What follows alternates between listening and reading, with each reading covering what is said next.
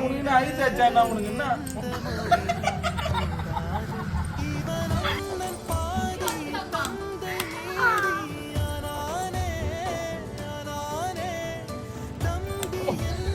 உனக்கு என்ன பிரச்சனை உனக்கு என்ன உனக்கு ஏன் ஐஸ் அடிக்கூடாதா ஐஸ் அடிக்கூடாதா ஐஸ் அடிக்கூடாதா சரி சொல்லு ஐஸ் அடிக்கூடாதா இங்க பாரு ஐஸ் அடிக்கூடாதா